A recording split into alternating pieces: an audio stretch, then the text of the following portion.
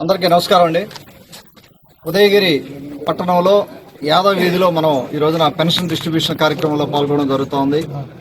గౌరవ ముఖ్యమంత్రి శ్రీ నారా చంద్రబాబు నాయుడు గారి ఆదేశాల మేరకు మీకు తెలుసు, ఆంధ్ర రాష్ట్రంలో అన్ని చోట్ల కూడా పెన్షన్ డిస్ట్రిబ్యూషన్ కార్యక్రమంలో తెలుగుదేశం పార్టీ కార్యకర్తలు, నాయకులు, ఎమ్మెల్యేలు, ఎమ్మెల్సీలు అందరూ కూడా పార్టిసిపేట్ చేయడం జరుగుతోంది. దానిలో భాగంగానే ఈ రోజున మనం ఈ యాదవ్ వీధిలో పెన్షన్ డిస్ట్రిబ్యూషన్ కార్యక్రమంలో పాల్గొనడం జరుగుతోంది. ఇక్కడ మా లోకల్ నాయకులందరూ ఉన్నారు. మన కన్వీనర్ భయన్న గారు, అలాగే మన రియాజ్ గారు, మిగతా నాయకులు అందరూ కూడా దయచేసి పేర్లు అందరూ కూడా ఇక్కడే ఉన్నారు. వాళ్ళందరితో కూడా కలిసి మనం పెన్షన్ డిస్ట్రిబ్యూషన్ కార్యక్రమం చేసుకుంటా ఉన్నాం. ఒకటి మీకు అందరికీ తెలుసు, 3,000 నుంచి 4,000 చేయడం కానీ, తర్వాత వికలాంగుల పెన్షన్ డబల్ చేయడం కానీ, ఇవన్నీ కూడా ఆర్థికంగా గవర్నమెంట్ మీద ఆర్థిక భారం. అంటే కేవలం 1,000 రూపాయలు పెంచిన దానికే మనకు దాదాపుగా 10,000 కోట్లు సంవత్సరానికి మనకు వెల్ఫేర్ దాంట్లో మనకు పడే పరిస్థితి ఉంటుంది. సో అలాగే మీకు మిగతా పథకాలందరూ తెలుసు, సూపర్ 6లో ఉన్న దాదాపు అన్ని పథకాలు కూడా మనం ఇంప్లిమెంట్ చేయడం జరుగుతూ ఉంది. అందరూ హ్యాపీగా ఉన్నారు. అక్కడక్కడ చిన్న సమస్యలు ఉన్నాయి. పెన్షన్ దీంట్లో కొత్త పెన్షన్లు కొన్ని లిస్ట్ మన దగ్గర ఉంది. పెన్షన్ రిలీజ్ చేయగానే కూడా జరుగుతుంది. అసెంబ్లీలో కూడా దాని గురించి డిస్కషన్ అయింది. బాబు గారు కూడా ప్రత్యేక దృష్టి పెట్టున్నారు. అవి కూడా వస్తే అవి ఒకటి. తర్వాత మీరు ఇందాక చెప్పినట్టుగా ఉదయగిరి టౌన్లో రోడ్లు చూశారు మీరు. 1,75 లక్షలతోటి మనం రోడ్లు వేసుకుంటా ఉన్నాం.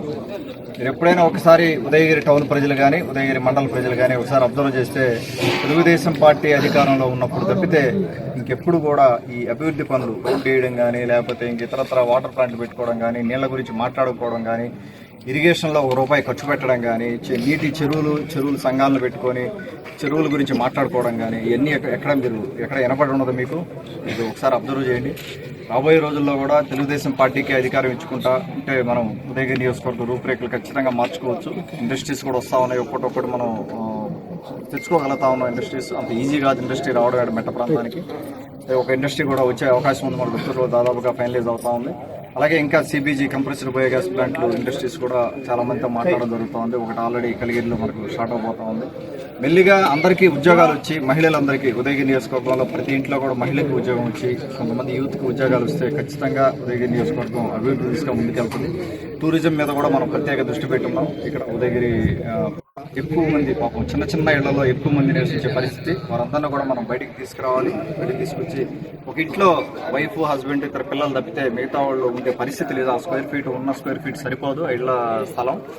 దాన్ని బయటికి పెట్టేదానికి 13,500 ఇళ్ళు మనం ఆల్రెడీ శాంక్షన్ చేసుకుంటా ఉన్నాం. ఇప్పుడు అవి కూడా వరుసగా ఇల్లు కట్టుకొని కొంతమందిని కానీ బయటికి తీసుకెళ్ళి, నా ఉద్దేశం ఏంటంటే, నా పర్సనల్గా నేను అబ్జర్వ్ చేసింది ఉదయగిరి ఇప్పుడు ఉన్న ఏరియా ఇంకా డెవలప్ అవడం అనేది, ఇంకా ఎక్స్పాండ్ అనేది కాదు.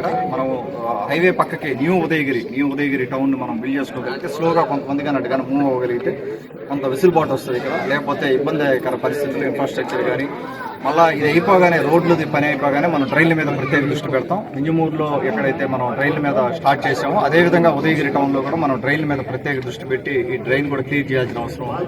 వాటి మీద కూడా ప్రత్యేక దృష్టి పెట్టి ముందుకెళ్తాం. అలాగే మీరు ఈ లోకల్ బాడీ ఎలక్షన్స్లో కూడా మీరు ఒకసారి చూడండి. గత 2 ఏళ్లుగా కూడా చాలా ఇబ్బంది అయింది. వైసీపీ సర్పంచ్ని ఎలక్ట్ చేసుకున్నందువల్ల చాలా ఇబ్బంది అయింది. ఒకసారి మీరు ఆలోచన చేసుకోవాల్సిన అవసరం ఉంది. ఉదయగిరి టౌన్ ప్రజలు కూడా మన తెలుగుదేశం పార్టీ సర్పంచ్ ఉంటే రాబోయే 3 సంవత్సరాల్లో కూడా ఇంకా కూడా మనం డెవలప్మెంట్ కార్యక్రమాలు ఇంకా అనువుగా చేసుకునేదానికి అవకాశం ఉంది. 2 ఏళ్లలో నేనైతే నాకు తెలిసైతే ఏమి డెవలప్మెంట్ జరిగింది, అక్కడ ఏం పనులు చేశారో నాకైతే ఏం కనపడటం లేదు. ఒక వైట్ పేపర్ కూడా తీసుకుంటాం. మనం వాళ్ళ సర్పంచ్ టైం అయిపోగానే ఒకసారి అన్ని విచారణ చేసి, అసలు మనకు డబ్బు ఎంత వచ్చింది పంచాయతీకి, మనం ఎంత డబ్బు ఖర్చు పెట్టారు, ఒక వైట్ పేపర్ తీసుకొని మొత్తం కూడా ప్రజలకి ఇవ్వాల్సిన అవసరం ఉంది. రాబోయే ఎలక్షన్స్లో కూడా తెలుగుదేశం పార్టీకి సపోర్ట్ చేసి, తెలుగుదేశం పార్టీ సర్పంచ్ని, లోకల్ బాడీలో కూడా తెలుగుదేశం పార్టీ అభ్యర్థులను గెలిపించుకుంటే మనం ఖచ్చితంగా వాళ్ళతో మన కోఆర్డినేషన్ బాగుంటుంది, డెవలప్మెంట్ విధంగా ముందుకెళ్లేదానికి అవకాశం ఉంటుంది. కాబట్టి దయచేసి అదొకటి మీరు మనసులో పెట్టుకుని ఉండండి. అలాగే రాబోయే రోజుల్లో ముఖ్యంగా మహిళలకు ఎక్కువ ప్రాధాన్యం ఇవ్వాలి. మనం మహిళలకి ఉద్యోగాలు లేవు. మహిళలకి వాళ్ళకి కానీ ఒక్కొక్క ఉద్యోగం కానీ దొరకగలిగితే పరిస్థితి మెరుగుపడే అవకాశం ఉంది. ఖచ్చితంగా ఈ 5 ఏళ్లలో ఉదయగిరి నియోజకవర్గ రూపురేఖలు కొంతవరకు మార్పు అయితే ఖచ్చితంగా రిజల్ట్స్ వస్తాయి. మనకు మీరు చూస్తారు, ఇంకా 3 ఏళ్ళు ఉంది మనకి. ఇంకా ఈ విధంగా ఇక్కడికి వచ్చిన ప్రతి ఒక్క నాయకులకు కూడా అందరికీ కూడా ధన్యవాదాలు తెలుపుకుంటా ఉన్నాను. ఎండగా ఉంది, ఈ ఎండలో కూడా ఇంతమంది వచ్చి ఇక్కడ పార్టిసిపేట్ చేసినందుకు పెన్షన్ కార్యక్రమంలో తెలుగుదేశం పార్టీ తరఫున, అలాగే బాబు గారి తరఫున, లోకేష్ గారి తరఫున, పవన్ కళ్యాణ్ గారి తరఫున అందరికీ కూడా ధన్యవాదాలు తెలుపుకుంటూ సార్.